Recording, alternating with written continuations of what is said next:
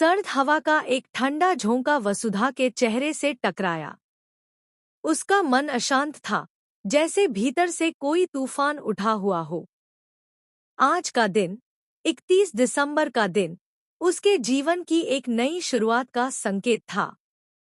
वसुधा ने अपने आप को आईने में देखा। वही लड़की, जो कभी खुशियों में हंसती थी, अब अपने आंसुओं को रोकते हुए एक बड़े फैसले की ओर बढ़ रही थी। आज वह चौहान घर को छोड़ रही थी। सुबह से ही घर में अजीब सी खामोशी थी।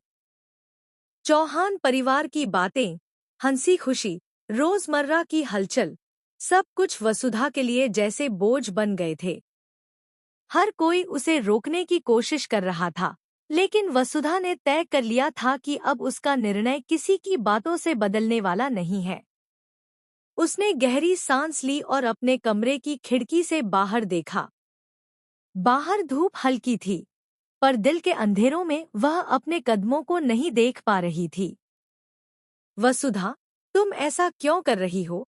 देव का गुस्सा और उदासी एक साथ झलक रहा था। उसका चेहरा वसुधा की आंखों के सामने घूम रहा था। देव, जो कभी उसका सब कुछ था, आज वही उसे रोकने के लिए खड़ा था।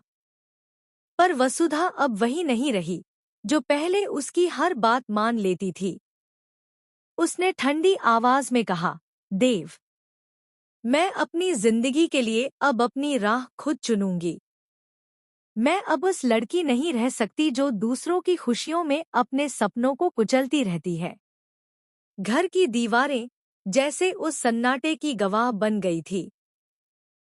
वसुधा की बातें सुनकर पूरा परिवार चौंक गया। किसी ने उम्मीद नहीं की थी कि वह इतनी दृढ़ निश्चयी होगी।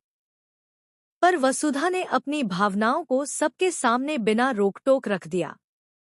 उसने बैग उठाया और घर से बाहर कदम रखा। कदम रखते ही उसका दिल धड़क रहा था, एक तरफ डर, दूसरी तरफ स्वतंत्रता का रोमांच। रास्ते में उसे याद आया कि कितनी बार वह खुद को रोकती रही थी। कितनी बार उसने अपनी इच्छाओं को दूसरों की खुशियों के आगे बलिदान किया। लेकिन आज वह सब कुछ छोड़कर अपनी असली पहचान की ओर बढ़ रही थी। उसका मन धीरे धीरे हल्का होने लगा, जैसे अब उसके ऊपर का भारीपन धीरे धीरे उतर रहा हो। लेकिन इस निर्णय के साथ ही उसके मन में सवाल उठ रहे थे। क्या वसुधा सही कर रही थी?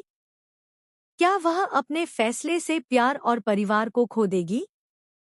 ये सवाल उसकी हिम्मत को और मजबूत भी बना रहे थे। वह जानती थी कि आगे का रास्ता आसान नहीं होगा, पर उसे अपने सपनों और खुद के सम्मान के लिए लड़ना ही होगा।